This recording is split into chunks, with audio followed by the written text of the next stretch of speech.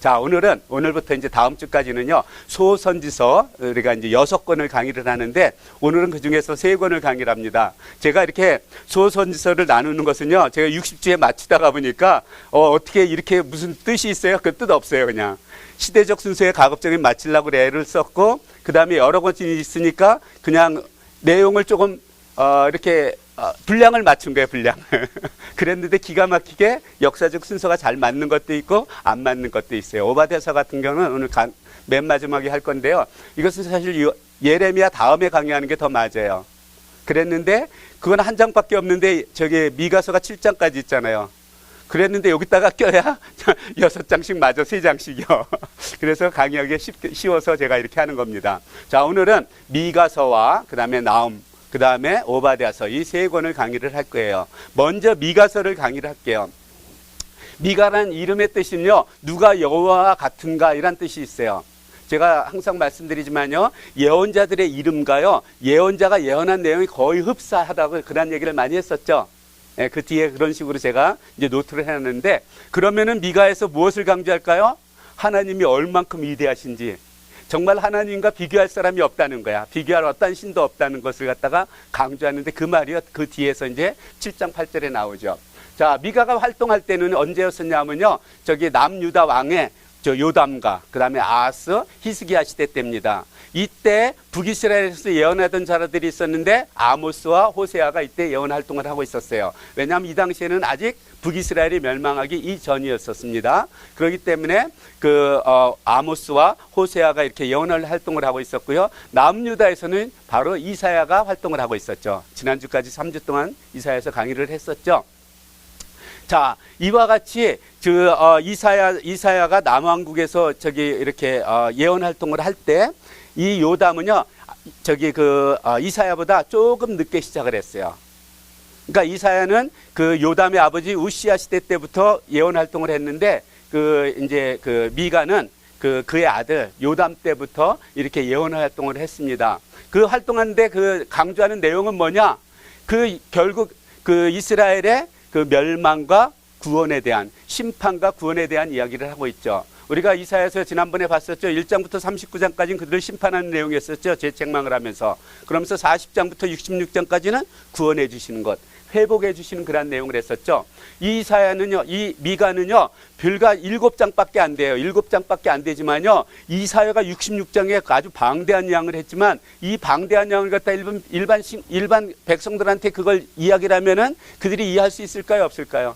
없잖아요. 그러니까 아주 간략하게 이 심판과 구원에 대해서 이렇게 예언을 하고 있어요. 그래서 어떤 학자는요, 이 미가서를 갖다가 작은 이사야서라고 이렇게 부르기도 합니다. 그만큼 이사야에 있는 모든 내용이 아주 함축적으로 잘 기록되어 있는 것이 바로 이제 미가서의 특징입니다. 그러면서요, 그 뒤에 뭐라고 기록되어 있냐면요, 주와 같은 신이 어디 있냐는 거예요. 7장 8절에 어떻게 해요? 미가의 이름과 내용이 거의 흡사하죠. 이렇게 미가는요, 자기의 이름과 합당하게 이렇게 흡사하게 이렇게 하나님의 말씀을 전한 것을 우리들이 미가서를 통해서 이렇게 이해할 수 있습니다.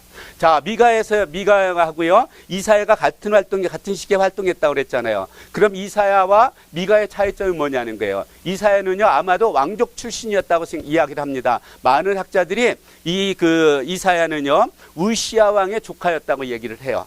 우시야 왕의 조카였었고요. 그러면 히스기야 왕의 뭐가 될까요? 삼촌쯤 되는 사람이에요. 그러니까 어떻게 왕족이었었죠. 그렇기 때문에 히스기야를 얼마나 자주 만났습니까? 왕족이었기 때문에 이렇게 왕궁을 스스로 이렇게 왔다 갔다 할 수 있는 그런 권한이 있었던 거죠. 근데 그렇기 때문에 그 왕들, 어떤 지도자들이 잘못하는 것을 그 자리에서 막 책망도 하고 이랬던 거예요. 그게 이제 이사야였었고요. 미가는 어떤 사람은 서민 출신이에요. 서민 출신은 어떻게 왕궁에 들어갈 수 있어요? 없어요? 못 들어가잖아요. 그러니까 왕궁의 이 지도자들이 잘못하는 그러한 모든 악한 행위를 갖다가 마치 고발하듯이 백성들한테 선포하는 겁니다. 지금 이러이러한 죄 때문에 백성들이 이렇게 힘들다는 거예요. 이러한 죄 때문에 백성들이 이렇게 우상숭배에 빠져 있다고.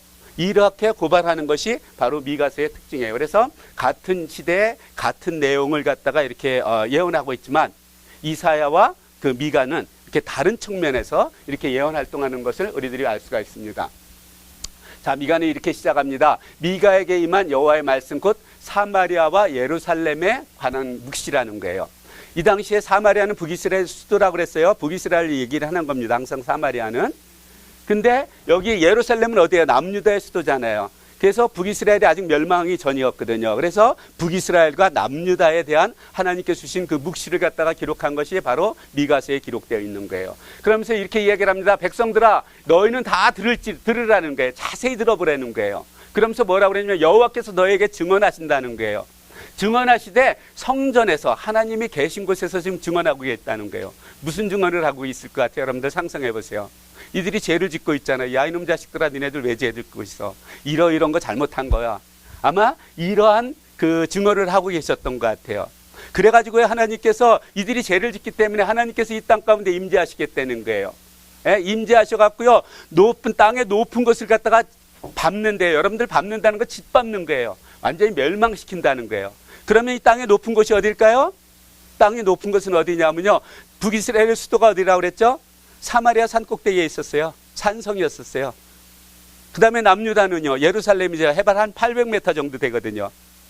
산 위에 있었거든요. 그래서 이스라엘 민족 중에 어떻게 보면 제일 높은 산이에요, 그것이. 그 높은 것을 갖다가 하나님께서 심판하시는 게라는 거예요. 이 사마리아와 예루살렘을. 왜냐? 그들의 죄 때문이라는 거죠. 그러면서요, 이래가지고 하나님께서 심판하시는데요, 마치 그 산 아래에서 산들이 높고요, 그 다음에 골짜기 사이로 막 물이 흐르듯이, 골짜기가 갈라지듯이 하나님께서 이렇게 심판하시겠다는 거예요. 그래갖고 너희들은요, 마치 불 앞에 밀초 같다는 거예요. 여러분들 불 앞에 초를 놓으면 어떻게 되죠? 다 녹아버리죠. 비탈불에 쏟아지는 그런 물과 같이 그냥 하나님께서 이렇게 심판하실 거라고 지금 미가서를 통해서 이렇게 선포하시는 겁니다. 그러면서 이렇게 심판하는 이유가 있다는 거예요. 그것은 다 야곱의 허물 때문이고요. 또 여기 보면 이스라엘의 족속의 죄로 인한 말미암이라고 이렇게 이야기를 하는데요. 그 위에 야곱의 허물을 그 밑에 보면 야곱의 허물이 무엇이냐? 사마리아래요. 사마리아는 북이스라엘 수도라고 그랬죠. 그러니까 야곱은 여기서 북이스라엘을 얘기를 하는 거예요. 북이스라엘의 허물이 바로 사마리아라는 거예요. 왜냐하면 사마리아에서 많은 우상을 섬기고 있었거든요. 그 수도에서. 근데 그 밑에 보면 유다의 산당이 무엇이냐? 예루살렘이 아니냐 그래요. 그렇기 때문에 저 위에서 이스라엘의 족속의 죄라는 것은 이스라엘의 족속이라고 얘기할 때는 바로 남유다를 얘기를 하는 거예요. 남유다에는 솔로몬 시대 때 어떤 일이 있었죠? 첩을 갖다가 산당을 만들어주기 시작했다고 그랬죠. 그래서 천여 개의 산당이 있었잖아요. 그래서 이 산당이 결국 그 남유다의 죄라고, 예루살렘의 죄라고 이렇게 이야기를 하는 겁니다. 이러한 죄가 있다는 거예요. 그러면서 이제는 하나하나 하나님께서 심판하시는 그런 장면이 나요. 먼저 사마리아부터. 왜냐하면 사마리아가 지금 아주 지금 아수르 때문에 거의 멸망 단계에 있었거든요. 그것을 보고 예언을 하는 겁니다. 그럼 이러므로 내가 사마리아를 들의 무더기처럼 만들겠다는 거예요. 들의 무더기는 뭐냐면 사마리아 땅은요, 아주 기름진 곳이었었어요. 여러분들 생각해 보세요. 수도 그러면은 좋은 땅에다가 수도 만들까요? 아니면 나쁜 땅에 수도 만들까요? 수도 꺾지 말고. 좋은 땅이죠. 가랑 기름진 곳이었거든요. 그것에 들의 무더기처럼 버려진다는 거예요. 그리고요, 포도심을 그러한 동산과 같게 하겠대요. 여러분들 포도심을 나면은 땅을 뒤집어야 되잖아요. 그렇죠? 다 뒤집어 보겠다는 거예요. 하나님께서 이렇게 심판하시겠다는 그런 내용이 있습니다. 그래가지고 그들이 섬기고 있던 모든 우상들, 이런 걸 다 제거하겠다는 거예요. 그리고 나서 미가가 애곡하는 장면이 아주 통곡하는 장면이 나와요. 여기 보면은요, 벌거벗은 붉으로 마치 들깨와 같이, 타조와 같이 이렇게 애곡하고 통곡하는 그런 장면이 나오는데요. 들깨라는 것은 뭐냐 하면은요, 어저께 이제 그 포도송이 다락방이라는 곳에 가서 이제 그 1시간 동안 저기를 했다고 그랬잖아요. 거기에 한 집사님이 그런 얘기를 하더라고요. 요즘 카요리가 얼마나 많은지 우리 집에도 매일같이 뒤에 와서 앉아 있어요. 낮에도 카요리가 한 마리가. 카요리가 얼마나 많은데 밤중에 그들이 대여섯 마리가 떼가 다니면서 울음소리가 소름 끼치게 만든다 그러더라고요. 여기서 들깨라는 거는 이 아수들의 그 울음소리, 밤에 먹잇감을 찾기 위해서 우는 거 있잖아요. 울 때 그 소리처럼 지금 미가가 통곡한다는 거예요. 애곡한다는 거예요.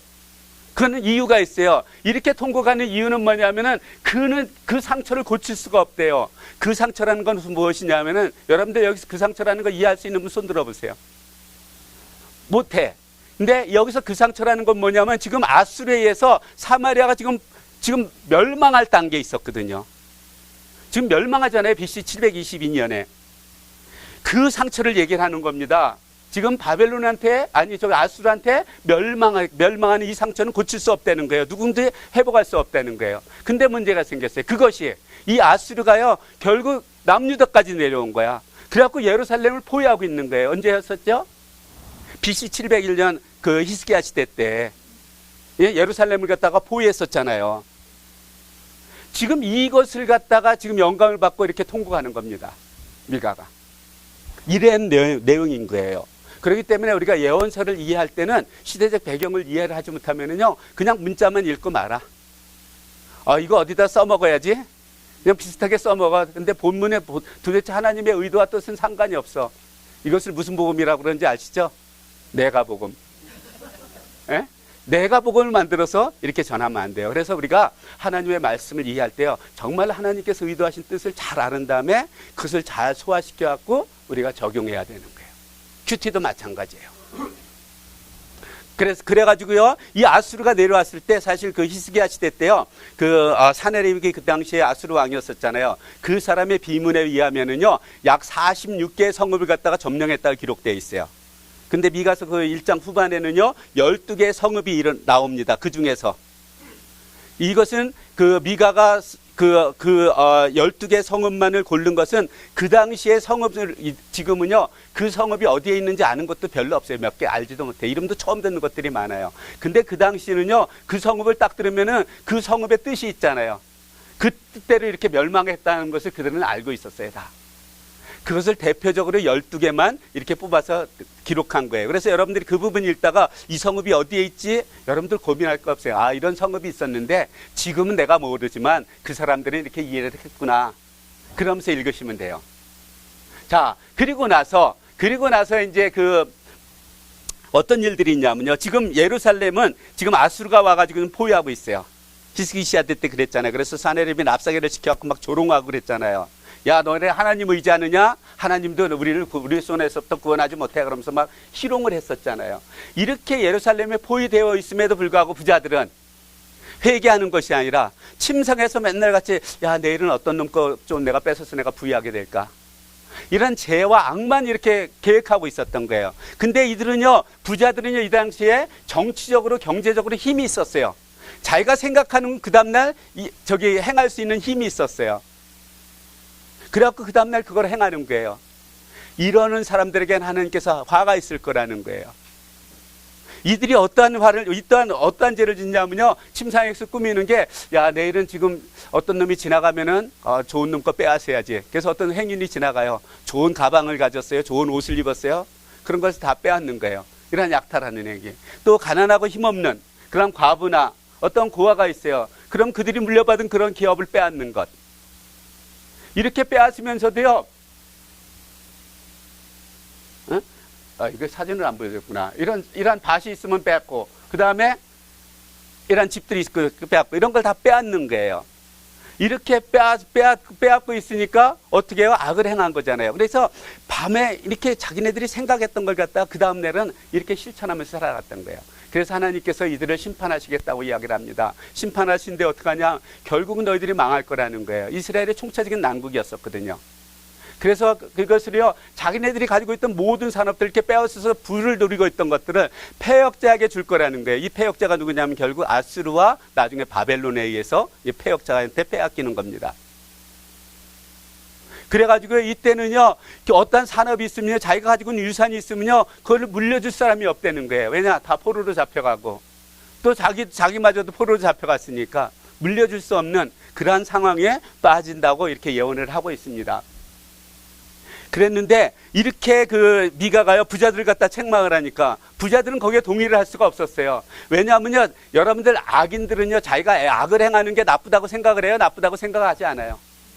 이건 정당한 거예요, 자기네들이 하는 것은. 그러니까 예언하지 말라는 거예요. 네가 지금 이렇게 예언하는 건 우리를 욕하는 거라는 거예요. 이건 예언할 대상이 아니라는 거예요. 우리는 정당하게 돈을 벌었다는 거예요. 정당하게 돈을 벌었는데 어떻게 정당하느냐? 누구한테 돈 빌려줘서 이자가 1000%야. 예를 들어서. 그럼 어떻게 돼요? 이 사람 자기 입장에서는 정당한 거야. 이래도 빌릴래? 그러니까 없는 사람은 어떻게 해요? 빌려야 되잖아요. 이를테면 이렇게 착취를 한 거거든요. 그러니까 자기는 정당하게 벌었다고 이렇게 주장을 하는 겁니다. 그런데 미가는 아니라는 거예요. 이들은요, 이러면서요, 미가가 이렇게 예언할 때 뭐라고 그랬냐면, 야, 하나님께서 그렇게 하시는 건 잘못하는 거야. 너무 성급하게 하시는 거야. 자세하게 우리들이 왜 이렇게 했는지 알지도 못하면서 이렇게 하는 거야. 이렇게 비난을 했어요. 그랬을 때 미가가 얘기를 합니다. 그래, 너희들은 이렇게 비난하지만 정직하게 행하는 자에게는 나의 말이 곧 유익이 될 거라고 이야기를 합니다. 여러분들, 하나님의 책망의 말씀을 들었어요. 정직한 사람은 어떻게 되죠? 아, 내가 잘못했구나. 회개를 하고 다시 온전한 삶으로 더 의인답게 살아가려고 노력을 하잖아요. 근데 악인들은 야, 그거 거짓말 하지 마. 왜 요구해 가면서 막 오히려 공격을 하잖아요. 지금 이렇다고 지금 이야기를 하는 겁니다. 자, 그러면서 최근에 일어난 일들을 얘기를 하는 거예요. 조금 전에 이제 좀 반복됐는데, 이제 어떤 사람이 지나가면 그것을 약탈하고, 가난한 거 힘없는 사람은 다 빼앗고요. 그러면서도요, 거짓 선지자들이 지금 미가는 지금 책망하고 있잖아요. 거짓 선지자라서 아, 권사님 잘 될 거야, 잘 될 거야, 걱정하지 마세요. 그냥 이런 거 아무것도 아니야. 이렇게 귀에 조금 좋은 소리만 하면은 맞아 하면 신이 나는 거예요. 이래서 거짓 선지자가 이야기하는 건 다 옳다고 받아들이면서 정말 진실한 선지자, 미가와 같은 사람은 정말로 하나님의 말씀을 그대로 전했거든요. 그러니까 이들은 미워했던 거예요. 그러니까 어떻게 하나님께서 심판하셔야 되잖아요. 이렇게 말을 안 되니까. 그래서 심판하신 다음에 나머지 사람들은 항상 있어요. 심판한 다음에. 우리들도요, 지금 이 세상도 남아있는 사람들의 세상이에요. 그렇죠? 우리 부모님 다 돌아가셨어요. 저 같은 경우는요, 다 돌아가셨어요. 제가 남아있잖아요. 그래서 제가 떠나면은 또 남아있는 제 후손들이, 또 그들이 떠나면 또 후손들이 계속 이 세상을 유지하고 나갈 거예요. 그래서 이렇게 심판한 다음에도 항상 남아있는 사람들이 있거든요. 그 남아있는 사람들을 하나님께서 다 모아서, 보스라의 초장처럼, 그 다음에 그 초장이, 저 양떼처럼, 그 다음에 초장이 양떼처럼 있겠다는 거예요. 여러분들, 이런 초원에 양떼들이요, 걱정할 게 있을까요, 없을까요? 하나님께서 이렇게 보호해 주시겠다고 이야기를 하십니다. 그러면서요, 통치자들한테 이제 책망하는 장면이 야곱의 머리들아. 야곱은 지금 북이스라엘 얘기를 합니다. 야곱의 머리들아, 또 이스라엘 족속의 통치자들아, 남유다의 통치자들아, 들으라는 거예요. 너의 본분이 뭐냐는 거예요. 너의 본분은 정의를 아는 것이 아니냐는 겁니다. 여러분은 통치자라는 것은, 지도자라는 것은 뭐냐면요, 백성을 행복하게 살아가도록 잘 나라를 다스리는 거예요. 행복하게 정말 아름답게 살아가도록. 근데 이들은 뭘만 했어요? 착취하고 자기들의 부만 누리고 있었거든요. 그렇기 때문에 이들이 본분을 잊은 거예요. 그렇기 때문에 이렇게 정의를 아는 것이 이렇게 너의 본분이 아니냐고 이렇게 이야기를 하는 겁니다. 그러면서 이렇게 이야기를 합니다.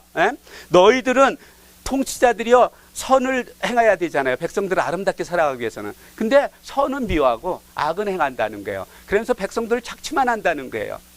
이들이 얼만큼 착취를 하냐면요, 백성의 가죽을 벗긴대요. 그래가지고 뼈에 붙어있는, 이 뼈에 붙어있는 저는 살도 별로 없어갖고 먹을 것도 없을 거야. 뼈에 있는 살을 갖다 다 뜯어먹는데요. 그것은 뭐냐면요, 우리가 번제를 드릴 때 어떡하죠? 동물을 잡은 다음에 가죽을 다 벗기죠.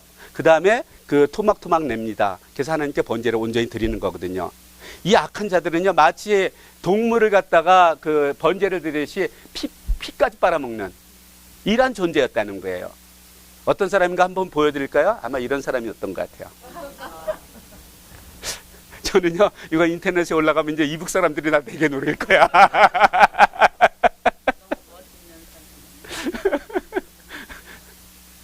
멋있어요. 잘생겼어요, 사실요. 잘생기긴 했어. 근데 그 마음이 한국말도 안 나와, 이제. 잘생기질 못했죠. 자, 그렇기 때문에 하나님께서 결국 이들이 어떠한 부르짖음을 해도 듣지도 않고요, 얼굴도 돌리겠대 응답하지도 않고요. 여러분들, 우리들 다 죄인이에요, 아니에요? 죄인이지만 하나님께 와서 기도하면 들어주실까요, 안 들어주실까요? 왜냐? 죄를 뉘우쳤어. 그래서 다시 그 죄를 안 짓기 위해서 우리는 기도하는 거예요. 근데 악인들은 어떻게 하죠? 하나님을 찾는 게 형식으로 찾는 거거든요. 자기의 죄는 전혀 뉘우치지 않아요. 아직도 그냥 피를 빨아먹고 있어. 그 기도를 들어줄까요, 안 들어줄까요? 그래서 하나님께서 안 들어주시겠다고 이야기를 하시는 겁니다. 이 거짓 선지자들에 대해서 얘기를 하는데요. 여러분들 거짓 선지자는 어떤 사람이냐면은 바로 저런 존재예요. 저기 늑대인데 양의 털을 딱 쓰고 있는 사람. 어떤 사람은요, 말로는 아주 기가 막히게 얘기를 해. 근데 속에는 뭐만 누려? 자기의 이득만 챙기려고 그러는 사람들. 예? 이 사람들은 어떻게 하냐면요, 이 거짓 선지자들은요, 입에 물 것을 주면은, 그러니까 입에 물 거라는 건 뭐냐면은 저 뇌물 같은 거예요. 자기한테 돈이나 이런 것을 주면은, 야, 걱정하지 말어. 하나님께서 다 너희를 행복하게 해줄 거야. 이렇게 평안을 선포한다는 거예요. 근데 입에 물 것을 주지 않으면은, 예? 뇌물을 주지 않으면은 전쟁을 선포한다는 겁니다. 전쟁을 선포하는 게 뭘까요? 저주와 재앙을 갖다 선포하는 거예요.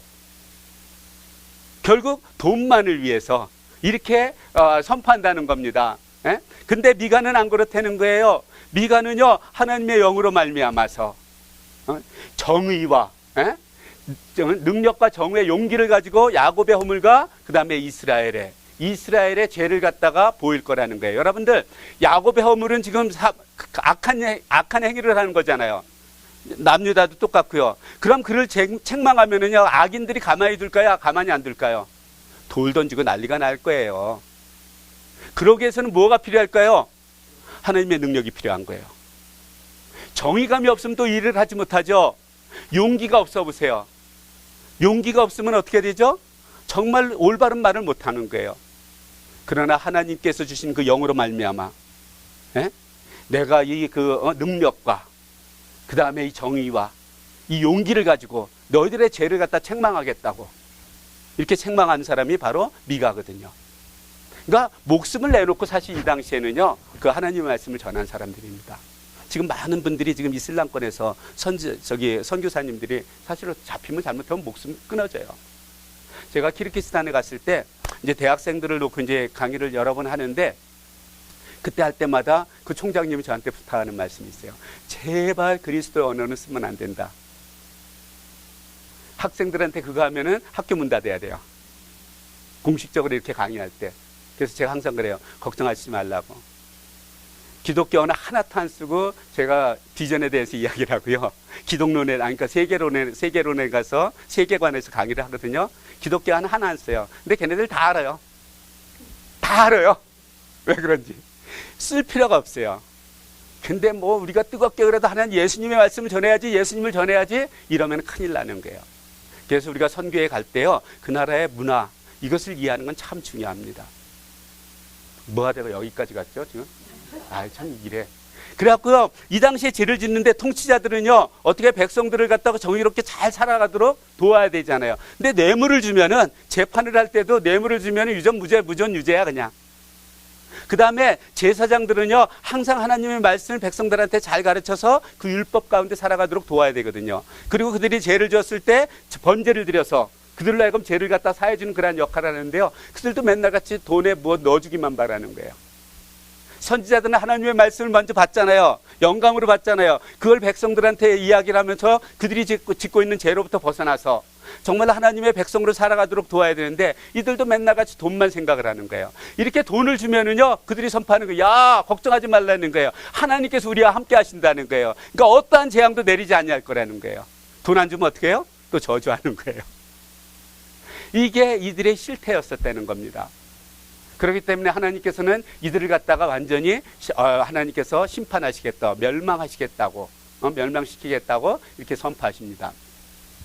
그리고 나서 이제 3장까지는요, 이렇게 책망과 심판에 대한 이야기를 하지만 4장부터는 이제 좀 분위기가 완전히 바뀌어요. 그래서 이때부터는 이제 구원과 회복과 구원에 대한 이야기를 합니다. 우리가 그 이사야서도 1장부터 39장까지는 책망하면서 계속 심판에 대해서 이야기를 했었죠. 그러면서 40장부터 이제 분위기가 완전히 바뀌었잖아요. 여기서도 마찬가지로 이제는 그 미가서 4장부터는요, 분위기가 바뀌어요. 그러면서 끝날에 대해서 얘기를 합니다. 끝날은 어떻게 보면은 종말의 때를 얘기를 해요. 여기서는 자, 종말의 때 많은 이방 민족들이 여호와의 산에 올 거라는 거예요. 여호와의 산에 오는 이유가 있다는 거예요. 그래서 이 이방인들이 이야기를 하는데요, 그는 하나님을 얘기를 합니다. 하나님께서 그의 도를 우리들한테 가르치실 거라는 거예요. 그래서 우리들로 하여금 하나님의 그 길을 걸을 수 있도록 우리들한테 도와준다는 겁니다. 그러면서 이렇게 이야기를 하죠. 율법이 시온에서 나고 하나님의 말씀이 바로 예루살렘에 있다는 거예요. 여기서 그 높으신 산은 바로 예루살렘을 얘기를 하거든요. 그곳에 하나님이 계시다는 거예요. 하나님의 말씀이 있고 율법이 있기 때문에 그들이 다 몰려드는 이러한 모습을 보여주고 있습니다. 이것은 이제 말일에 일어날 그러한 현상인 거죠. 그러면서 하나님께서는 이 세상에요, 지금도 아직도 전쟁이 많이 있죠. 지금 이스라엘과 가자 지방에도 전쟁이 있고, 그 다음에 지금 우크라이나도 전쟁이 있고, 그 밖에도요, 콜롬비아 이런 데는 전쟁은 없을지라도요, 엄청나게 그 안에서 많은 일들이 일어나고 있잖아요. 멕시코도 그렇고, 여러 나라에서 지금 소문 없이 싸우고 있는 것들이 많이 있거든요. 근데 이들을 갖다가 참된 평화를 이룰 수 있는 게 무엇이냐는 거예요. 여러분들, 이스라엘하고 가자가 이제 평화조약을 맺었어. 그게 영원의 평화가 될까요? 안 될까요? 안 돼요. 그 다음에 소련과 우크라이나가 평화조약을 맺었어. 지금도 그 조약 어기고 지금 공격하고 있잖아요. 이 사람들이 맺는 것은 어떠한 것도 평화를 가져올 수 없다는 거예요. 하나님께서 그 일을 하셔야 된다는 거예요. 하나님께서 그 일을 하셔야 된다는 거예요. 하나님께서 그 일을 하실 때 평화가 온다는 겁니다. 이렇게 하나님께서 그 일을 해서 평화가 되면은요, 전쟁으로 쓰던 칼들이요, 싸울 때 쓰던 칼을 갖다가 이를테면은 그 농기구로 만든다는 거예요. 보습 같은 걸로. 그 다음에 창도 어떻게 하냐면 낫으로 만든대요, 이렇게. 그러면 이 세상에 무기가 있어요, 없어요? 하나님께서 통치하실 때는 전쟁이 필요가 없는 거야. 전쟁할 이유가 없는 거예요. 하나님께서 완전히 통치하시기 때문에. 그렇기 때문에 전쟁이 없는 이러한 세상은 결국 하나님의 말씀 안에서 온전히 순종하며 살아갈 때, 하나님의 백성이 되어서 살아갈 때 이것이 없어지는 겁니다. 그래서 우리들이 이 세상에요, 아무리 무슨 평화조약 해도요, 그냥 그 시대뿐이에요. 잠깐 동안. 근데 그것을 무시하는 사람이 항상 나타납니다. 나라와 나라 사이에 맺은 언약도 어떻게 돼요? 많이 깨지고 새로 만들어지고 그러잖아요. 내가 너무 불리해. 그럼 그걸 깨잖아요. 그 당시에는 그냥 그럴싸했는데 세월이 흐르다가 보니까 조금 너무 불리한 것 같아. 이것이 사람들이 만드는 그런 평화거든요. 그러나 하나님께서 만드는 것은 전혀 다르다는 거죠. 이렇게 하나님의 통치로 이렇게 세상이 평화가 임하면은요, 이방인들은 누구 찾아갈까요? 자기의 신을 찾아가는 거야. 그러면서 신이시여 우리를 이렇게 해줘서 너무 감사하다는 거예요. 그러나 우리는 하나님의 백성이잖아요. 그러나 우리는 여호와 하나님의 이름을 의지하면서 하나님 앞에 나아간다는 겁니다. 이것이 저 우상을 섬기는 사람과 하나님을 섬기는 사람들의 차이점이에요. 우리는 항상 이 세상을 통치를 누가 하신다는 걸 알고 있어요? 하나님이 하신다는 걸 알고 있잖아요. 그래서 무슨 결과가 나타나면 항상 하나님 앞에 가서 감사하면서 예배하면서 찬양을 하지만, 이방인들은 그게 마치 자기가 섬기는 자기가 만든 돌덩어리로, 자기가 만든 나무로, 그게 신이라고 그가 도와줬다는 거예요. 어? 눈도 못 뜨고 숨 한 번 쉬지도 못하는 우상을 보고. 그러면서 이제 그날에, 여기서 그날은 뭐냐 하면은요, 이제 이스라엘 민족들이 바벨론 포로로 잡혀간 거야. 그래가지고 이제 하나님께서 귀환할 때가 된 거예요. 이렇게 귀환할 그때는 포로되었던 자가 그 다음에 남아있던 사람들을 갖다 다시 돌아오게 한다는 거예요. 예? 다시 돌아오게 해가지고 그들로 하여금 강한 나라를 만드시겠다고 이야기를 합니다. 그러면서 여호와께서요, 그 시온산은 예루살렘을 얘기를 합니다. 거기에서요, 지금부터 영원까지, 이제부터 영원까지 하나님께서 통치하실 거라고 선포를 하십니다. 그 세상이 곧 올 거예요, 사실이요. 그러한 세상이요. 그러면서요, 우리가 이제 미가서 4장 10절에 보면은요, 아주 짧은 한 절 속에요, 그 이스라엘 민족들이 이제 바벨론 포로로 잡혀가는 것부터 귀환하는 시대까지 여기 다 기록되어 있어요. 짧은 한 권에. 여러분들이 이거 읽고 그것을 갖다가 강의 안 듣고 그것을 갖다가 인식했다면 성경 정말 잘 알고 계시는 분들이에요. 자, 여기 이렇게 기록되어 있습니다. 이제 내가 성읍에서 나가서 들에 거주한다는 거예요. 그 바벨론이요, 공격하려고 왔을 때 예루살렘에 있던 사람들이 무서워서 도망도 많이 갔을 거예요. 그래서 들에 거주하는 사람들 많이 있었을 거예요. 그리고요, 또 바벨론까지 이르러 거기서 구원을 이룬다는데요, 이 당시에 이제 예루살렘 멸망을 하잖아요. 그래서 많은 사람들이 바벨론으로 끌려갔잖아요. 그래서 바벨론에 가 있었거든요. 근데 거기서 구원을 이룬다는 거예요. 그것은 뭐냐면 70년이 찼을 때 하나님께서 고레스를 통해서 이들을 인도해내는 거거든요. 그러면서 이야기를 하잖아요. 여호와께서 거기서 너를 내 원수의 손에서, 바벨론의 손에서 너희들을 속량해 내실 거라는 거예요. BC 539년. 고레스 왕의 그 칙령에 의해서 결국 바벨론이 멸망하고 이스라엘 민족들이 다시 귀환하는 그러한 역사가 이제 그 에스라서에 보면은 이제 계속 나옵니다. 이러한 일들이 일어나겠다고 예언을 하는 겁니다. 지금 이렇게 미가야가요, 이 앞으로 될 일을 예언할 때는요, 지금부터 100년 내지 200년 사이야. 예언한 이후에 그것을 갖다가 이렇게 예언하고 있는 겁니다. 그랬는데 하나님께서는요, 그 하나님의 뜻과 계획을 몰랐던 이 원수들을 심판하신다는데요, 이 하나님의 뜻과 계획을 몰랐던 그 원수는 그냥 바벨론이에요. 하나님께서 이스라엘 민족들을요, 바벨론으로 포로로 보낸 것은 바벨론 사람들로 하여금 이스라엘 민족들을 착취하거나 학대하기 위함이 아니었었어요. 예레미야 보면은요, 하나님께서 이들을 좋게 만들기 위해서 바벨론 포로 기간 동안에 그 좋게 만들어서 이들을 갖다가 다시 데려온다고 그랬거든요. 그렇기 때문에 너희들이 바벨론으로 포로로 살아가는 것이, 포로로 잡혀가는 것이 재앙이 아니라고 그러죠. 재앙이 아니요 평안이요 미래와 소망이라고 이야기를 합니다. 왜냐? 하나님께서 이렇게 계획을 하셨기 때문에. 그랬는데 이 바벨론 사람들은요, 이 하나님의 계획을 알지 못했던 거예요. 그래서 오로지 이렇게 착취하면서 학대하면서 자기들의 누릴 것만 누렸거든요. 그렇기 때문에 하나님의 뜻을 알지 못했기 때문에, 뜻과 계획을 알지 못했기 때문에 그 나라를 하나님께서 심판하실 거라고 이야기를 하는 겁니다. 그렇기 때문에 우리들이 이 세상 살아가면서 성경 말씀을 읽어가면서 하나님의 의도와 뜻을 알면서 살아가는 게 이렇게 중요해요. 우리가 하나님의 의도와 뜻을 모르면요, 내가 복음 만들고 내 마음대로 살아갈 수밖에 없어요. 사사시대 때처럼. 그러나 하나님의 의도와 뜻을 알면은 죄를 안 지을 수가 없죠. 어떻게 이렇게 죄악 가운데 있는데, 여러분들 손앞에 쏟아질 때 아무리 우유 있고 우산 써도요, 비 맞게 되어 있어요. 그래서 우리는 이 세상 살아가면서요, 죄를 안 짓고 살아갈 수는 없어요.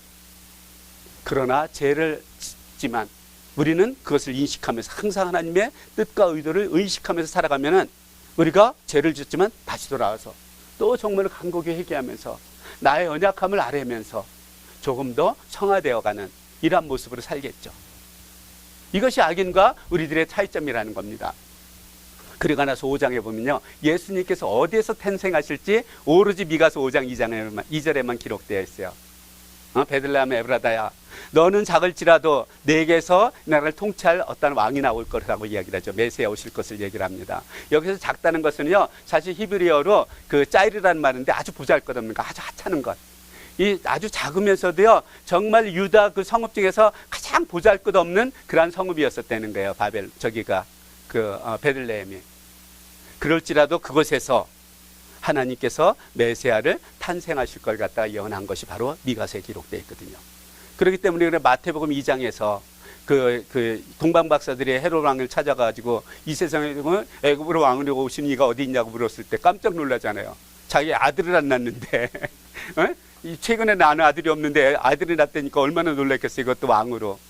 그랬을 때 어디서 낳는지 궁금하니까 대제사장들과 선지자들 다 모아놓고, 야, 지금 메시아가 어디서 태어났는지 알려달라는 거예요. 그랬을 때 그들이 바로 이 말씀을 인용해서 베들레헴의 땅에서 태어날 거라고 이야기를 했죠. 이것이 바로 이제 미가서 5장 2절에 있습니다. 그리고요, 이러고 나서 하나님께서는 이 세상을 통치를 하시는데 말일에 또한 그날에 일어날 일들을 얘기를 합니다. 그날에 일어날 것은요, 하나님께서 이제는 통치하실 때가 되면은 우리들이 가지고 있던, 우리들이 의지했던 모든 것을 갖다 다 해파해버린다는 거예요. 아까 무기를 다 뭘로 만들었어요? 농기구로 만들었잖아요. 이렇듯이 우리들이 의지하던 것은 하나님께서 다 없애고, 그 다음에 이 세상에 어떠한 우상도 이젠 더 이상 하나님 앞에서 존재성을 나타낼 수 있을까요? 없을까요? 없다는 거예요. 그래서 다시는 그러니까 이스라엘 하나님의 백성들이야 그들을 만들지 못한대. 그들은 뭐냐면 우상을 얘기를 하는 거예요. 우상을 만들지 아니할 거라고 이야기를 하죠. 그러면서요, 하나님께서 뭐랬냐, 진노와 분노를 순종하지 아니한 날에 갚을 거라고 이야기를 합니다. 이 분노와 진노를 갖다가 하나님 순종하지 아니한 나라에 갚는다는 것은 어떤 것일까요? 지금 바벨론은요, 하나님의 의도와 뜻에 상관없이 지금 이스라엘 민족들을 학대하고 착취했잖아요. 하나님께서는 그 민족을 갖다가 용서하지 않겠다는 겁니다. 그래서 그 나라에 하나님의 진노와 분노를 갖다가 보이시겠다고. 결국 어떻게 돼요? 바벨론 멸망하잖아요. 고레스한테, 메데페르시한테 완전히 멸망을 하죠. 이것이 그대로 이루어지는 것을 우리들이 볼 수가 있습니다. 그리고 나서 6장에 가서는요, 이사야서에도 그랬잖아요. 우리가 변론하자고. 변론의 말씀을 들어보라는 거예요. 하나님의 변론의 말씀을요. 그러면서 이렇게 이야기를 합니다. 내 백성아, 내가 무엇을 내게 행했냐는 거예요. 이스라엘 민족들이, 야, 내가 이스라엘 너희들한테 뭘 행했느냐? 도대체 너희를 괴롭게 한 게 무엇인 일이냐는 거예요. 너희들이 한번 나한테 한번 그걸 갖다가 좀 증언해 보라는 거예요. 내가 듣겠다는 거예요. 그러면서 하나님께서 이야기를 하십니다. 야, 내가 이스라엘을 위해서 한 것은 너희들 430년 동안 애굽에서 종으로 있을 때 모세와 아론과 미리암을 통해서 너희를 인도했는 거야. 홍해를 갈라갖고 그 다음에 시내산을 거쳐갖고 모압 동편까지 왔잖아. 그래서 거기서 바락이 발람을 시켜갖고 너희를 저주하려고 그럴 때 축복으로 바꿔줬잖아. 그리고 시딤 골짜기에 있다가 저기 길갈로 들어갈 때, 가나안 땅으로 들어갈 때 요단강을 멈추게 하고 그곳에 건너가게 해주고, 야, 내가 이렇게 해줬잖아. 하나님께서 그러시는 거야, 이스라엘 백성들한테. 이때가 언제 했었냐면 이스라엘 백성들이 어린아이와 같았어요. 그래서 모세가 하나님 말씀을 대화하면 아멘 하면서 잘 순종했을 때요. 그래서 하나님께서 이렇게 문을 열어주셨거든요. 근데 지금은 어떻게 했어요? 하나님을 떠나서 우상을 섬기고 있거든요. 그러니까 심판을 받는 거예요. 그러니까 이스라엘 민족들은 이거 하나님은 공의롭지 않다는 거예요. 야, 무슨 말이야. 내가 너희들 과거에 이렇게 해줬고 그 다음에 너희들이 죄를 져서 이렇게 해주는 게 이게 옳은 게 아니냐는 거예요. 나는 공의로운 하나님이라는 거예요. 공의로운 하나님이기 때문에 잘했을 때는 칭찬을 해주지만 잘못했을 때는 잘못한 것에 대한 죄싹을 치러야 된다는 겁니다. 그렇기 때문에 너희들이 이렇게 나 때문에 그러는 게 아니라 너희 죄악 때문에 이렇게 고통을 받는 것이라고 이렇게 이야기를 하는 장면이 바로 그곳에 기록되어 있는 거예요. 우리가 이제 지금 예언서를 갖다가 오늘까지 이제 7권째 하는데 그 전에 4권을 했어요.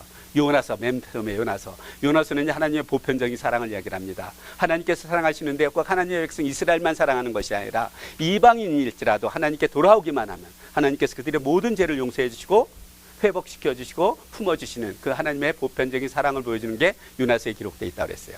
그 다음에 아모스를 봤습니다. 아모스 시대는 정의도 공의도 없는 그러한 세상에서 정의를 물같이, 공의를 마르지 않는 강같이 흐르게 하라고 선포하는 것이 바로 아모스의 핵심 주제라고 그랬어요. 호세아는요, 호세아는 여호와께 돌아오라는 거예요. 여호와께 돌아오자는 거, 여호와를 알자, 힘써 여호와를 알자는 거예요. 여호와는요, 하나님은요, 인애를 원하시지 제사를 원하지 않는다는 거예요. 번제보다 하나님 아는 것을 원한다는 거예요. 여러분들, 하나님께 저 예배 막 열심히 드리는 걸 갖다가 하나님께서 원하실까요? 내가 하나님이 어떠한 하나님인가 잘 알고 묵묵히 하나님을 따르는 걸 원할까요? 네, 후자예요. 이처럼 하나님께서는요, 우리들의 어떤 예배도 중요하죠. 제사도 중요합니다. 그게 중요하지 않다는 얘기를 하는 게 아니에요. 그것보다 더 아는 것은 내가 섬기는 하나님이 어떤 하나님인지 올바로 아는 것.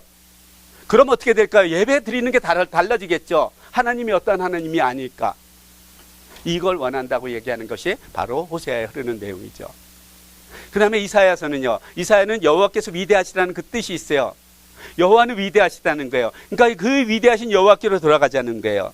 그 위대하신 여호와께 돌아가서 그와 예배하면서 살아가라고 권면하는 것이 바로 이사야에 흐르는 내용이에요.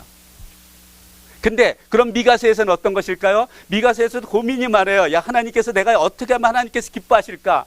이런 고민이 너무 많은 거예요. 그때 이제 미가가 그 백성들한테 이렇게 이야기를 합니다. 야, 내가 무엇을 가지고 여 앞에 나가며 높으신 하나님께 경배할까? 내가 번제물로서 1년 된 송아지를 드리면 하나님께서 기뻐하실까? 여러분들, 번제물로서 1년 된 송아지는 가장 새 상품의 그러한 번제물이에요. 그걸 드리면 좋아하실까? 좋아하시겠죠. 근데 그것도 부족한 것 같아. 그럼 어떡할까? 그럼 내가 내 그 1000의 순양이나 아니면은 그 10,000만의 기름을 드려볼까? 야, 한 1000마리의 양을 잡아갖고 하나님께 드려봐? 한 10,000마리의 그냥 기름을 갖다 하나님을 드려봐? 이러면 좋아하실까? 그럼 좋아하실 것 같아요, 여러분들? 진정으로 드리면 좋아하시겠죠. 그러나 형식으로 드리면요, 그것도 안 좋아하실 거예요. 그래서 이 고민을 한 겁니다. 야, 그럼 어떡할까? 내 허물을 해서 내 맏아들을 한번 드려봐? 여러분들, 맏아들하고 여러분들 바꿀 수 있는 사람 다른 거하고 없죠? 그렇게 귀한 거잖아요. 이걸 드리면 기뻐하실까 생각을 해보는 거예요. 이것도 아닌 거야. 그럼 어떻게 내 몸의 열매를 다 드려볼까? 맏아들뿐이 아니라 그냥 자식들을 다 하나님께 드리면 하나님께서 기뻐하실까? 이러는 거예요. 여러분, 이러면 하나님께서 기뻐하실 것 같아요? 아니에요. 그때 미가가 이야기를 합니다. 사람아, 주께서 기뻐하시는 것이 무엇인지를 너희들한테 보이셨다는 거예요. 그러면서 주께서 내게 구하는 것, 우리에게 구하시는 것은 우리의 물질이 아니라는 거예요. 우리 마다들이나 어떤 제사가 아니라는 거예요. 첫 번째 뭐예요? 정의를 행하며, 둘째,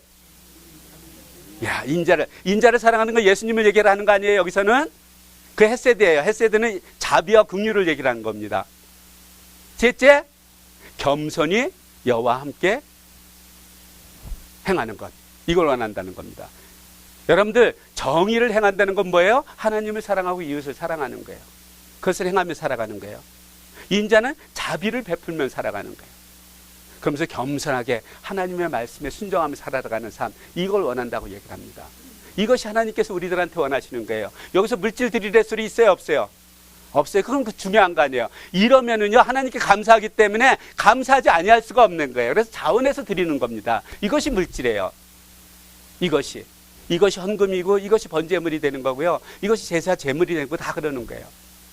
그래서 내가 어떠한 물질을 많이 들여서 하나님께서 날 축복하신다는 게 아니라, 내가 하나님의 백성으로서, 하나님의 자녀로서 온전히 살아갈 때 하나님께서 너무 예쁘니까 어떻게 해요? 제 딸한테는 제가 속주머니 있는 것까지 다 빼줬어. 항상 무슨 말만 하면요, 속주머니 있는 것까지 다 나와. 그게 부모잖아요. 말만 잘 들으면은. 근데 하나님께서는요, 말 잘 들어, 하나님 말씀대로 잘 순종해, 그럼 넘치도록 부어주시겠죠. 그러면 되게 감사하니까 하나님께 넘치도록 또 다시 드리는 거야. 이게 헌금이에요. 이게 헌물이에요.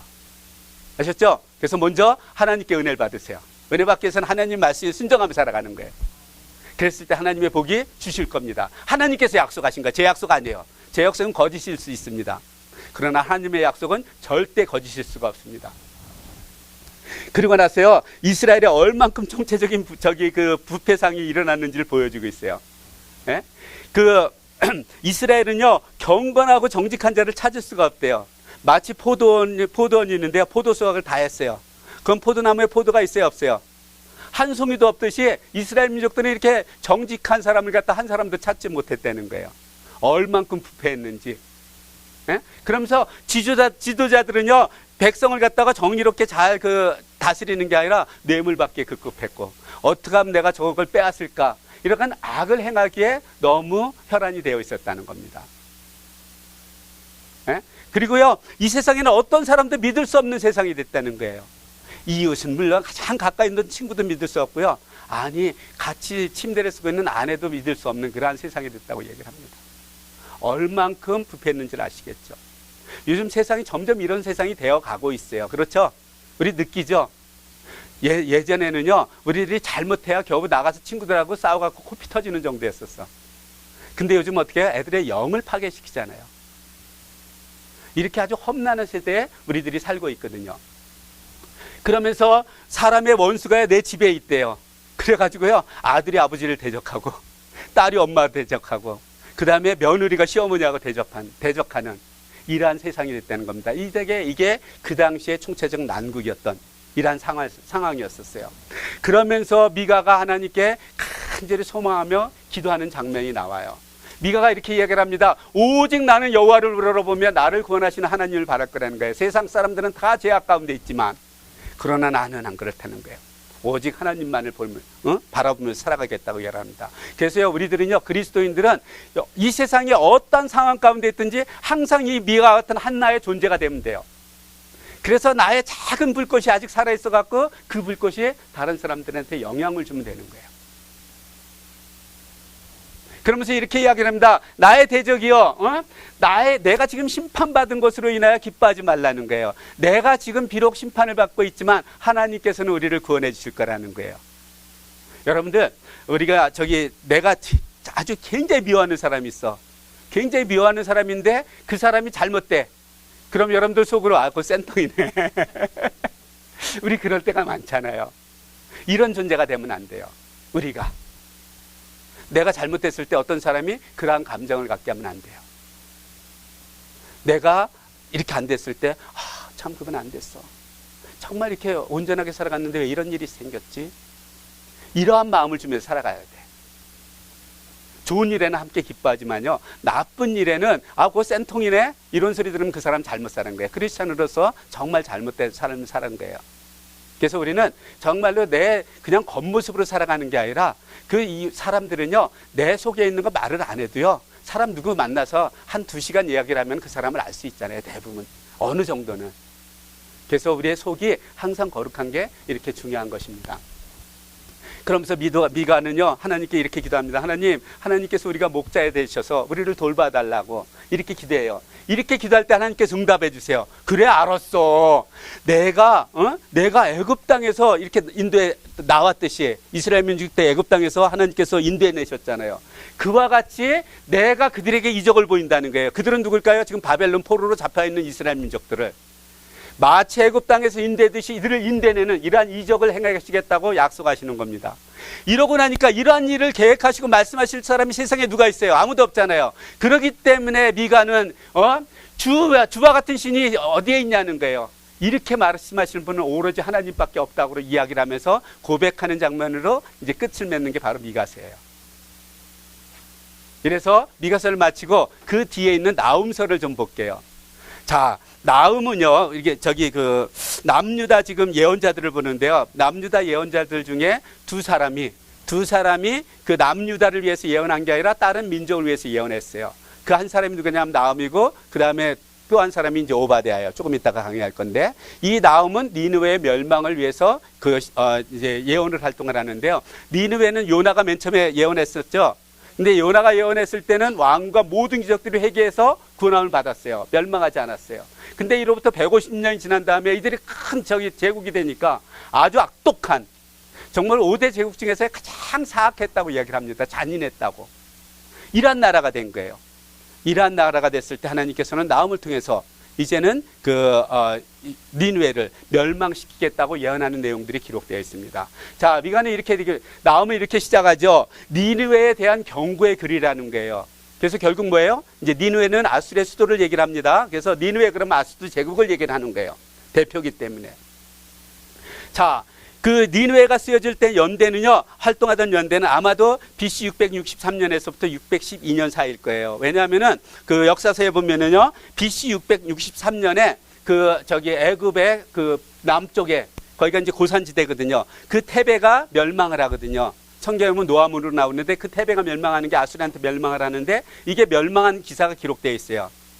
그러면 멸망했다면 그 이후에 쓰여진 거잖아요. 그래서 그리고 아수르가 언제 멸망하냐면 BC 612년에 멸망을 하거든요. 그래서 이 사이에 쓰여졌다고 학자들이 보고 있고 저도 그렇게 보고 있습니다. 자, 나훔의 뜻은요, 위로자라는 거예요. 그러면요, 위로자면은 나훔서에 뭐가 기록되어 있어야 되죠? 하나님의 위로의 말씀이 기록되어 있잖아요. 근데 나훔서 읽어보신 분들은 알겠지만 위로의 말씀이 있어요, 없어요? 거의 다 니느웨의 책망과 심판에 대한 이야기만 하고 있어요. 그럼 이거는 이름과 너무 달라요. 그렇죠? 근데 하나님께서는요, 기가 막혀요. 여러분들 지금 아수르는요, 북이스라엘을 점령했잖아요. 남유다도 그 점령하려고 시시탐탐 노리고 있었거든요. 수많은 공격이 있었어요. 그리고 얼마나 주변의 이웃 나라를 갖다가 멸망을 시켰어요. 그러면서 제국이 됐잖아요. 근데 그 나라가 멸망한다고 그러면은 그 다른 민족들이 이스라엘 사람들의 위로가 될까요, 안 될까요? 자신이 없어. 여러분들 우리가 일본한테 압제해 있을 때 일본이 멸망한다는 소식 듣는 것보다 더 큰 위로가 있어요, 없어요? 없잖아요. 그죠? 이렇게요, 그 니느웨의 멸망을 선포하지만 이것을 듣는 이스라엘 민족들한테는요, 이거보다 더 큰 위로의 말씀이 없는 거예요. 그러니까 위로에 어떻게 해요? 나훔서는 위로의 선지자 맞죠? 책망을 선지하지만요, 제가요, 사실 나훔서 이거 맨 처음에 강의할 때요, 야, 이걸 어떻게 연결하지? 무진장 고민했어요. 근데 이제 올 때는, 주일날 올 때는 항상 아내가 이제 운전을 하고요. 한참 그걸 고민하는데 번뜩이 생각이 나는 거예요, 그냥 차 안에서. 그래갖고요, 차 안에서 그거 잊을까봐 전화에다 얼른 적어놨어요. 그걸 노트에다 옮겨놨어, 안 잊으려고. 기가 막히더라고요. 정말 고민 많이 했거든요. 그랬더니 너무 맞는 거예요, 그게. 이와 같이 기록되어 있는 것이 바로 이제 나훔서입니다. 자, 나훔서는 이렇게 시작합니다. 여호와는 질투하시며 보복하시는 하나님이라는 거예요. 아까도 말씀드렸죠. 여러분들 질투하는 모습 보여줄까요? 아마 이런 모습입니다. 왜 그런지 아세요? 얘하고 친구였었어. 걸프렌드, 보이프렌드였었어. 근데 조금 예쁘다고 나왔다고 얘가 픽 돌아선 거야. 이 여자의 표정 봐보세요. 얼마나 질투하면서 지금 보복하려고 있나. 제가 이 사진 보고 너무너무 좋았어. 하나님은요, 아까도 말씀드렸지만요, 사랑하기 때문에 질투하는 거예요. 사랑이 크면 클수록 질투가 더 크죠. 분노가 더 크죠. 하나님께서 이렇게 질투하고 분노하신다는 겁니다. 어디를 향해서요? 지금 아수르를 향해서. 아수르가 지금 자기의 백성, 이스라엘 백성을 갖다가 점령하고, 북이스라엘을 점령하고 계속해서 압박을 가하고 있잖아요. 응? 여호와는 노하기를 더디하신다, 빨리 하신다? 더디하신다는 거예요. 그렇지만 능력도 크시다는 거예요. 이렇게 하나님께서는요, 그 노하기를 더디하시고 능력이 크시지만 하나님께서 끝까지 기다려주시지만 결국 안 들어오면 어떻게 할까요? 심판을 하신다는 거예요. 그래서 벌받을 자를 하나님께서는 반드시 하나님께서 내버려주지 않을 거라고 선포를 하고 있습니다. 그러면서요, 하나님께서 어떻게 심판하실 때 이 천지를 갖다가 심판하듯이 심판하시는 내용이 기록되어 있는데요. 이건 여러분들이 읽어보시면 돼요. 그 내용에 대해서는 하나님께서 이렇게 심판하시는구나. 바위를 깨트릴 수 있는, 이렇게 큰 바위를 깨트릴 수 있는 사람이 있어요, 없어요? 좀 다이나모이트는 보면은 이제 터지기는 해, 지금은요. 근데 그 당시에는 없었죠. 하나님께서는 이 바위를 갖다가 깨트리신다는 거예요. 이런 심판을 하시겠다고 이야기를 하고 있습니다. 그러면서 여호와는 선하시며 환난 날에 산성이시라는 거예요. 환난 날에 산성이시면 그곳에 피하는 자를 하나님께서 아신다는 겁니다. 하나님께 피하는 사람들은 어떤 사람일까요? 하나님을 아는 사람일까요? 모르는 사람일까요? 하나님을 아는 사람이겠죠. 이렇게 하나님께 피하는 사람들은 하나님께서 보호하시지만 그가 하나님께서요, 범람하는 물로 그것을 갖다가 진멸하신다는 거예요. 그곳은 어디냐면 바로 니느웨를 얘기를 하는 겁니다. 니느웨는요, 티브리스 강과 유프라테스 강 그 사이에 있었거든요. 그럴 때 그게 강물이 불어나면 어떻게 되죠? 거기가 완전히 홍수가 지겠죠. 이렇게 하나님께서 심판하실 거라고 지금 이렇게 예언하고 있는 겁니다. 그러면서 자기 대적들을 갖다 흑암으로 쫓아내신다는 거예요. 자기 대적은 바로 아수르 민족들. 하나님의 대적이잖아요. 쫓아내시겠다고 이렇게 선포하고 있습니다. 그러면서요, 너희는 여호와께 대하여 무엇을 구하냐는 거예요. 지금 아수르는요, 계속 누구를 갖다가 지금 노리고 있냐면은 남유다를 노리고 있는 거예요. 왜냐하면 북이스라엘은 이미 멸망한 거야. 근데 남유다를 침공하려고 계속 노리고 있거든요.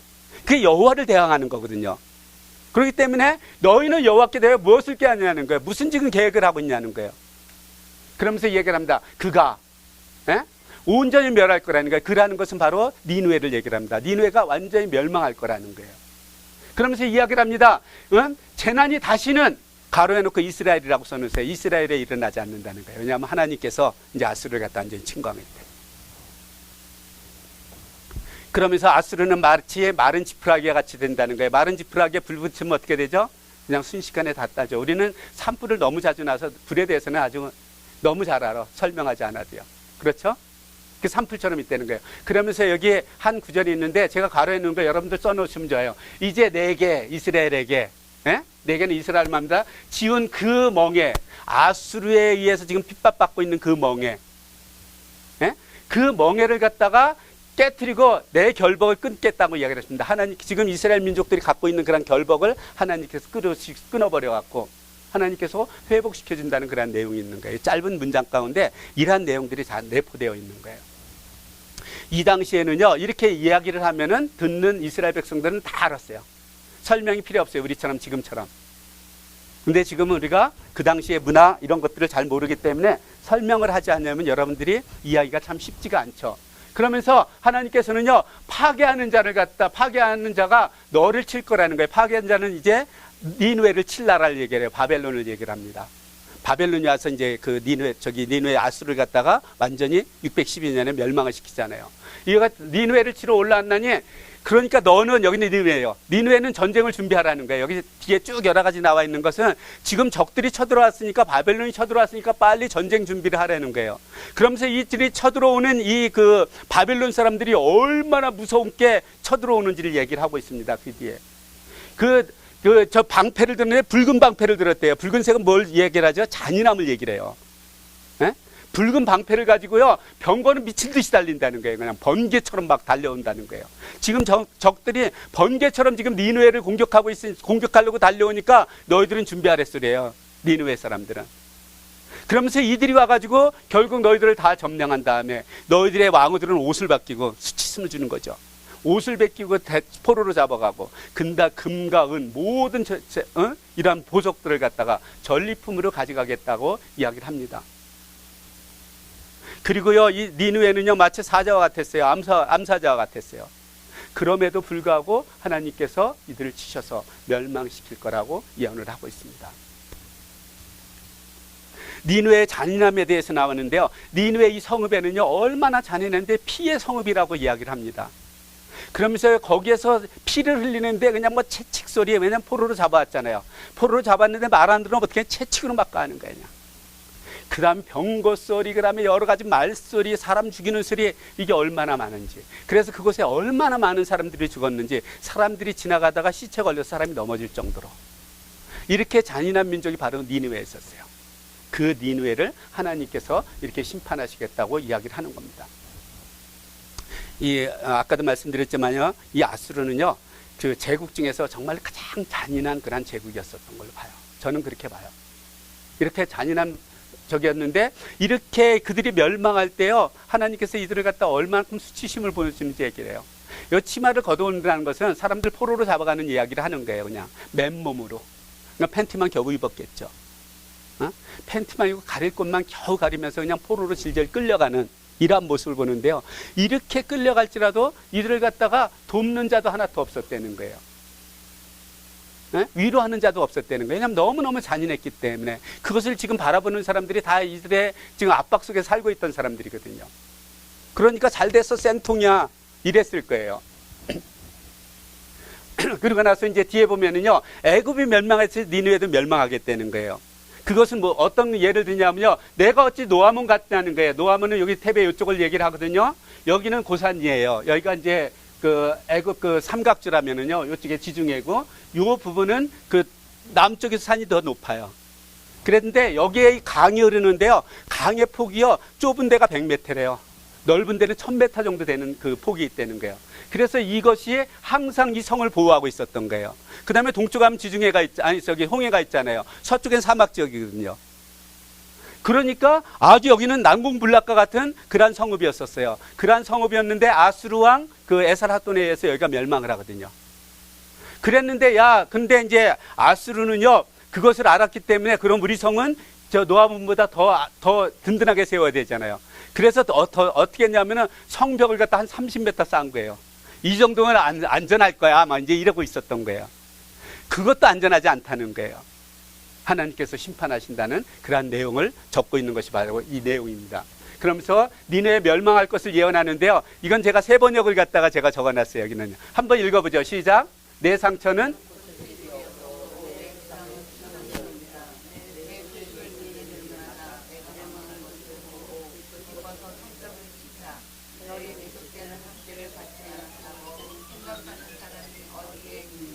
이것은요, 한마디로 얘기하면은 이제 니느웨가 완전히 멸망한다는 게 이게 상처예요. 고칠 수 없는, 다시 회복되지 못하는 것을 얘기를 합니다. 이렇게 멸망을 해가지고요, 망하는 걸고 주변에서 잘 됐어 아주 잘 망했어 손뼉 친다는 겁니다. 여러분들, 우리가 일본이 패했을 때 대한민국 사람들은 만세를 불렀잖아요. 이게 손뼉 치는 거예요. 만세를 불렀잖아요. 잘 망했어. 우리 이제 독립됐어. 이런다는 거예요. 왜 그러냐? 그 이유가 있다는, 그것은 뭐냐면요, 너의 계속되는 학대를 받지 않았다고 생각하는 사람이 한 사람도 없었다는 거예요. 모든 사람들이 학대를 받았기 때문에 박수 쳤다고 이야기하는 게 바로 이 내용이에요. 결론과 같은 이야기죠. 이래서 나음서 끝. 마지막으로 제가 5분 동안, 지금 이제 6분인데요 15분까지 끝내야 되니까 이제 오바댜서 강의를 하면서 마칠게요. 자, 오바댜는요, 에돔에 관한 그러한 예언입니다. 오바댜의 뜻은요, 여호와의 종이라는 그런 뜻이 있어요. 여호와의 종이라는 것은 뭐냐면요, 하나님께서 가라는 곳에서 하나님께서 명령하는 말씀을 전하는 거예요. 이게 하나님의 종이거든요. 그래서 그 오바댜는요, 남유다 출신이지만 남유다를 위해서 예언하는 게 아니라 이 에돔 땅을 위해서 예언하라는 부름을 받은 사람이 바로 이제 오바댜입니다. 자, 오바댜가 이렇게 예언 활동을 했을 때는요, 이미 이제 BC 586년에 남유다가 멸망을 하죠. 바벨론한테. 이렇게 바벨론을 멸망하고 아마 그 직후에 그 에돔 땅의 그 멸망에 대해서 이들이 아주 못된 짓을 했거든요.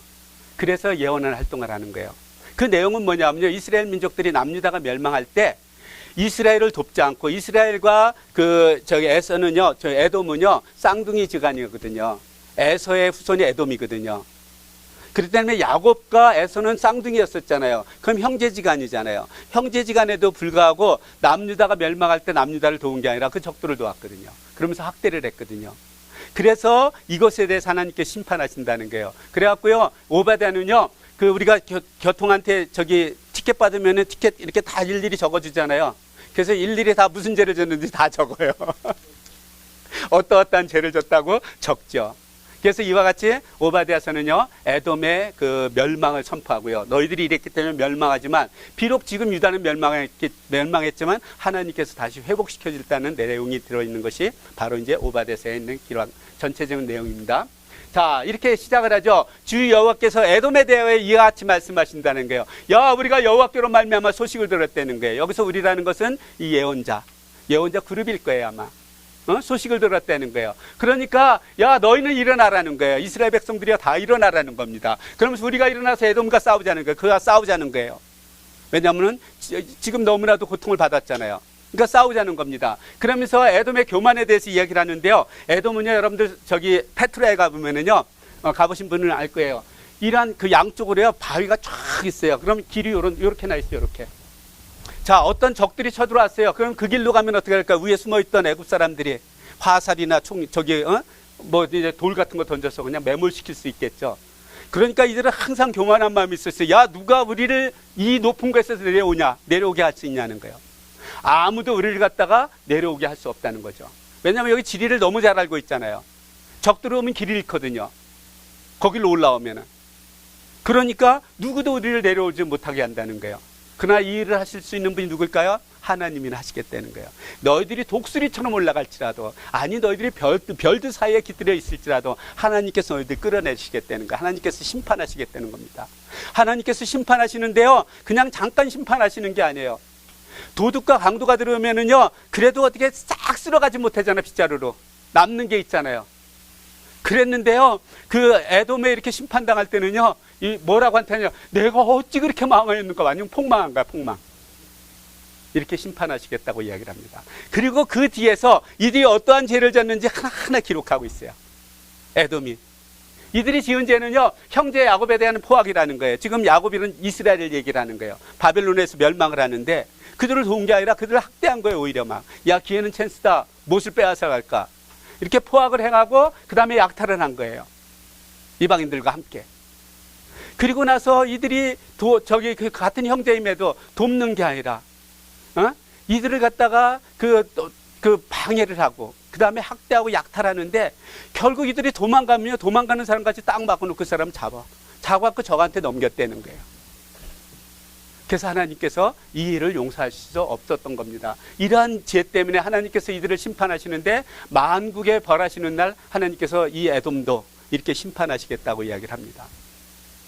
그러면서 그 마지막으로 어떤 말씀을 하시냐면, 지금 북이스라엘은, 아니 남유다는 바벨론에서 멸망했지만 하나님께서는 구원해 주겠다는 거예요. 그러나 너희 에돔은 이 죄 때문에 하나님께서 심판하실 거라는 겁니다.